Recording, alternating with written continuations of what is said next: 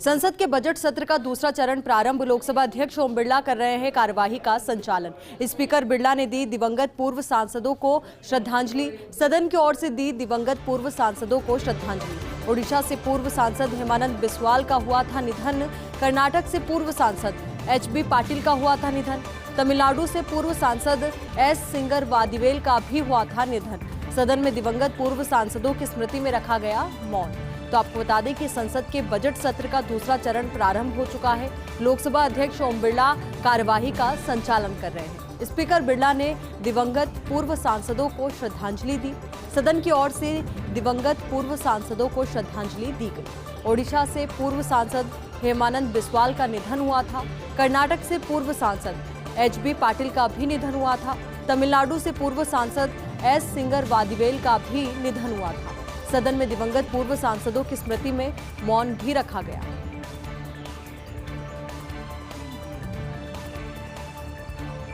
संसद में प्रारंभ हुआ बजट सत्र का दूसरा चरण। ऑस्ट्रिया का संसदीय दल पहुंचा लोकसभा में स्पीकर ओम बिरला ने किया स्वागत। ऑस्ट्रियाई संसदीय दल का बिरला ने किया स्वागत। दल का नेतृत्व कर रहे राष्ट्रीय परिषद के अध्यक्ष वुल्फगैंग सोबोत्का, संघीय परिषद की प्रेसिडेंट क्रिस्टिन शवार्ज-फुत्स भी कर रही हैं नेतृत्व। स्पीकर बिरला के न्योते पर आया है 13 सदस्यीय ऑस्ट्रियाई संसदीय दल। संसद में प्रारंभ हुआ है बजट सत्र का दूसरा चरण। ऐसे में ऑस्ट्रिया का संसदीय दल लोकसभा पहुंचा है। लोकसभा में स्पीकर ओम बिरला ने स्वागत किया ऑस्ट्रियाई संसदीय दल का। बिरला ने स्वागत तो किया ही और साथ ही आपको बता दें कि दल का नेतृत्व कर रहे हैं राष्ट्रीय परिषद के अध्यक्ष वुल्फगैंग सोबोत्का। संघीय परिषद की प्रेसिडेंट क्रिस्टिन शवार्ज-फुत्स भी नेतृत्व कर रही है। स्पीकर बिरला के न्योते पर आया है 13 सदस्यीय ऑस्ट्रियाई संसदीय दल। अब बात राजस्थान विधानसभा के बजट सत्र की। आज सदन में गूंजा रतनगढ़ विधानसभा क्षेत्र में नलकूप का मुद्दा। विधायक अभिनेश महर्षि के प्रश्न का जवाब दिया मंत्री डॉक्टर महेश जोशी ने। कहा, प्रदेश में 2000 ट्यूबवेल बनाने की घोषणा हुई थी, लेकिन अब तक 223 ही बने हैं। घोषणा की गई, इसका मतलब ये नहीं है कि उतने ट्यूबवेल खोदे ही जाएंगे। हमारे पास 1158 प्रस्ताव नलकूप के आए, उनमें से 1007 को स्वीकृति दी गई। 8000 हैंडपंप लगाने की भी घोषणा की थी बजट में। 1813 हैंडपंप सफल रूप से चालू किए गए। ये सतत प्रक्रिया है। वर्ष 2021-22 की बजट घोषणा की स्वीकृति अब 3 मार्च को दी गई है, यानी लगभग पूरा वित्तीय वर्ष गुजर जाने के बाद अब स्वीकृति दी गई। नेता प्रतिपक्ष गुलाब चंद कटारिया ने भी ट्यूबवेल व हैंडपंप को लेकर सवाल खड़े किए। स्पीकर डॉक्टर CP जोशी ने भी विभाग की कार्यप्रणाली पर सवाल उठाए और कहा कि वर्ष 2021-22 की बजट घोषणा की क्रियान्विति इस वर्ष मार्च तक नहीं हुई। ये पुख्ता होना चाहिए। जिस वर्ष के लिए बजट घोषणा है, काम भी उसी वर्ष में पूरा हो। स्पीकर द्वारा इस मुद्दे का समर्थन करने पर विपक्ष ने मेजें थपथपाई। तो आपको ये पूरा घटनाक्रम हम बता रहे हैं राजस्थान विधानसभा के बजट सत्र से जुड़ा हुआ। आज सदन में रतनगढ़ विधानसभा क्षेत्र में नलकूप का मुद्दा गूंजा। विधायक अभिनेश महर्षि के प्रश्न का जवाब दिया मंत्री डॉक्टर महेश जोशी ने और कहा कि प्रदेश में 2000 ट्यूबवेल बनाने की घोषणा हुई थी, लेकिन अब तक 223 ही बने हैं। घोषणा की गई, इसका मतलब ये नहीं है कि उतने ही ट्यूबवेल खोदे ही जाएंगे। हमारे पास 1158 प्रस्ताव नलकूप के आए, उनमें से 1007 को स्वीकृति दी गई। 8000 हैंडपंप लगाने की भी घोषणा की थी बजट में। 1813 हैंडपंप सफल रूप से चालू किए गए। ये सतत प्रक्रिया है। वर्ष 2021-22 की बजट घोषणा की स्वीकृति अब 3 मार्च को दी गई है, यानी लगभग पूरा वित्तीय वर्ष गुजर जाने के बाद अब स्वीकृति दी गई है। नेता प्रतिपक्ष गुलाब चंद कटारिया ने भी ट्यूबवेल व हैंडपंप को लेकर सवाल खड़े किए। स्पीकर डॉक्टर CP जोशी ने भी विभाग की कार्यप्रणाली पर सवाल उठाए और कहा कि वर्ष 2021-22 की बजट घोषणा के क्रियान्विति इस वर्ष मार्च तक नहीं हुई है। ये पुख्ता होना चाहिए। जिस वर्ष के लिए बजट घोषणा है, काम भी उसी वर्ष में पूरा हो। स्पीकर द्वारा इस मुद्दे का समर्थन करने पर विपक्ष ने मेजें थपथपाई।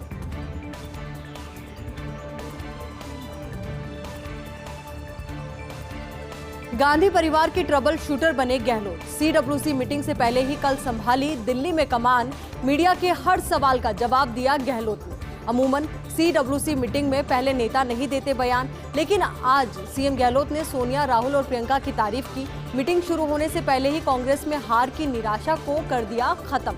गहलोत के इन बयानों का असर CWC में साफ नजर आया। किसी ने भी गांधी परिवार को लेकर सवाल खड़े नहीं किए और फिर से सोनिया गांधी के नेतृत्व में गहलोत ने आस्था व्यक्त की। संकट के समय कांग्रेस के लिए सबसे आगे खड़े हुए गहलोत।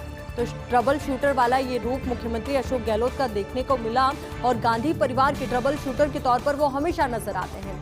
सीडब्ल्यूसी मीटिंग से पहले ही कल संभाली दिल्ली में कमान। मीडिया के हर सवाल का जवाब दिया गहलोत ने। अमूमन सीडब्ल्यूसी मीटिंग से पहले नेता नहीं देते हैं कोई बयान, लेकिन सीएम गहलोत ने सोनिया, राहुल और प्रियंका की तारीफ की। मीटिंग शुरू होने से पहले ही कांग्रेस में हार की निराशा को खत्म कर दिया। गहलोत के इन बयानों का असर सीडब्ल्यूसी में साफ नजर आया। किसी ने भी गांधी परिवार को लेकर सवाल खड़े नहीं किए और फिर से सोनिया गांधी के नेतृत्व में गहलोत ने आस्था व्यक्त की। संकट के समय कांग्रेस के लिए सबसे आगे खड़े हुए गहलोत नजर आए। अब रुक करते वरिष्ठ पत्रकार शशिकांत शर्मा की खबर का। यूपी मंत्रिमंडल गठन को लेकर एक गंभीर पेच फंसा हुआ है। बेबी रानी मौर्य को लेकर ये पेच फंसा है। आलाकमान चाहता है मौर्य को डिप्टी सीएम बनाना, गृह विभाग जैसा महत्वपूर्ण विभाग देकर डिप्टी सीएम बनाना, लेकिन शायद योगी इसके लिए तैयार नहीं है। योगी चाहते हैं मौर्य को रेशम एवं वस्त्र उद्योग जैसा कोई महकमा देना। दूसरा मुद्दा ये भी है कि आलाकमान चाहता है 4 डिप्टी सीएम बने, लेकिन योगी के अनुसार बताया जा रहा है केवल 2 डिप्टी सीएम के पक्ष में है। ऐसे में इस गतिरोध के कारण अब अटक गया है यूपी मंत्रिमंडल गठन का ये पूरा मामला।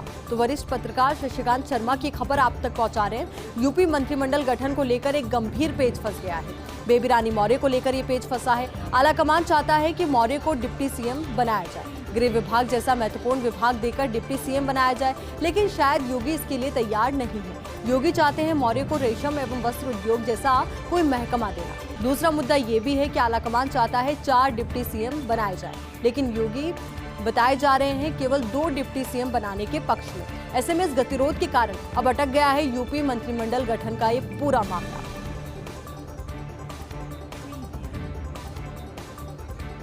यहां रुकेंगे एक छोटे से ब्रेक के लिए, जल्द हाजिर होंगे कुछ और खबरों के साथ।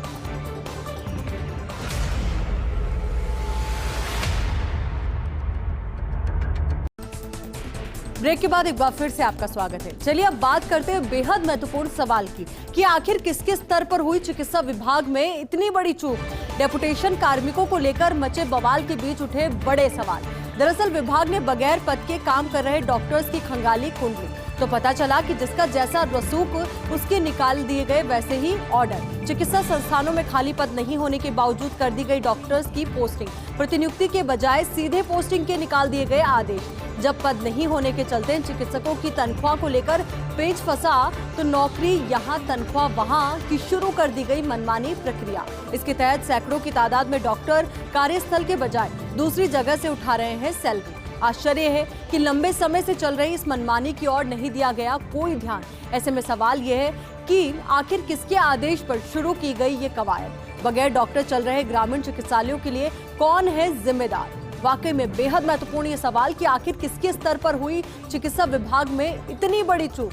डेपुटेशन कार्मिकों को लेकर मचे बवाल के बीच उठे बड़े सवाल। दरअसल विभाग ने बगैर पद के काम कर रहे डॉक्टर्स की कुंडली खंगाली, तो पता चला कि जिसका जितना रसूख है उसके वैसे ही ऑर्डर निकाल दिए गए। चिकित्सा संस्थानों में खाली पद नहीं होने के बावजूद डॉक्टर्स की पोस्टिंग कर दी गई। प्रतिनियुक्ति के बजाय सीधे पोस्टिंग के आदेश निकाल दिए गए। तो आपको बता दें कि बेहद महत्वपूर्ण बदलाव किया गया और जब पद नहीं होने के चलते चिकित्सकों की तनख्वाह को लेकर पेच फंसा, तो नौकरी यहाँ तनख्वाह वहाँ की मनमानी प्रक्रिया शुरू कर दी है। क्या चिकित्सा विभाग में हटेगा तबादलों से प्रतिबंध? बात डेपुटेशन पर चल रहे डॉक्टर्स के खाली पदों पर लगाने से जुड़ी है। चिकित्सकों ने तबादलों पर बैन का तर्क देखकर राहत ली है। रेट और हाईकोर्ट ने चिकित्सा विभाग के उस आदेश को किया है निरस्त जिस विभाग में बगैर पद के काम कर रहे चिकित्सकों को किया गया था कार्यमुक्त। चिकित्सा सचिव आशुतोष एटी पेडनेकर ने सम्मानीकरण के लिए जारी किया था आदेश, लेकिन चिकित्सा मंत्री प्रसादी लाल मीणा डेपुटेशन प्रक्रिया के सख्त खिलाफ है। मीणा के मुताबिक डेपुटेशन की पूरी प्रक्रिया है भ्रष्टाचार का तंत्र। किसी भी सूरत में वे इस डेपुटेशन रूपी मकड़जाल को करेंगे खत्म। ऐसे में विभागीय अधिकारी निकाल रहे हैं कोर्ट के आदेश का तोड़। सूत्रों के मुताबिक इस तोड़ की कवायद में यदि पड़ी जरूरत तो चिकित्सा विभाग में कुछ समय के लिए तबादलों से हट सकता है प्रतिबंध। तो क्या चिकित्सा विभाग में तबादलों से प्रतिबंध हटेगा? ये बेहद महत्वपूर्ण अटकल जो इस वक्त लगाई जा रही है। खुद के पैरों पर कुल्हाड़ी या अहम का टकराव। खान मंत्री प्रमोद जैन भाया भी नजर आ रहे हैं असहाय। वित्त वर्ष का अंतिम महीना और खान विभाग में अहम का टकराव। 3 सप्ताह से जयपुर खनिज अभियंता का पद रिक्त है। ऐसे में राजस्व लक्ष्यों की पूर्ति में सामने आ रही है समस्याएं। 23 फरवरी को जयपुर एमई श्री कृष्ण शर्मा को किया था एपीओ। विभाग के उच्च अधिकारी का कॉल नहीं उठाने की मिली थी सजा, जबकि एमई श्री कृष्ण उस समय कलेक्टर कार्यालय में बैठक में थे। बड़ा सवाल ये कि क्या उच्च अधिकारियों का अहम संतुष्ट करना जरूरी है या विभागीय कार्य जरूरी है? आखिर राजस्व संग्रहण के इस जरूरी दौर में एमई का पद रिक्त रखना उचित है क्या? जोधपुर में शानदार प्रदर्शन के बाद श्री कृष्ण शर्मा को मिली थी जयपुर में पोस्टिंग। जयपुर में भी शर्मा की परफॉर्मेंस रही बेहतर, लेकिन फोन नहीं उठाना पड़ गया उनको भारी। खुद खान मंत्री प्रमोद जैन भाया 21 दिन में भी नहीं करा पाए शर्मा की वापसी। तो क्या खुद के पैरों पर कुल्हाड़ी है या फिर अहम का टकराव? खान मंत्री प्रमोद जैन भाया भी नजर आ रहे हैं असहाय। वित्त वर्ष का अंतिम महीना और खान विभाग में अहम का टकराव देखने को मिल रहा है। 3 सप्ताह से जयपुर खनिज अभियंता का पद रिक्त है। ऐसे में राजस्व लक्ष्यों की पूर्ति में सामने आ रही है बहुत सारी समस्याएं। 23 फरवरी को जयपुर एमई श्री कृष्ण शर्मा को एपीओ किया गया था। विभाग के उच्च अधिकारी का कॉल नहीं उठाने की उन्हें सजा मिली थी, जबकि एमई श्री कृष्ण उस समय कलेक्टर कार्यालय में बैठक में थे। बड़ा सवाल ये उठता है कि क्या उच्च अधिकारियों का अहम संतुष्ट करना जरूरी है या विभागीय कार्य करना?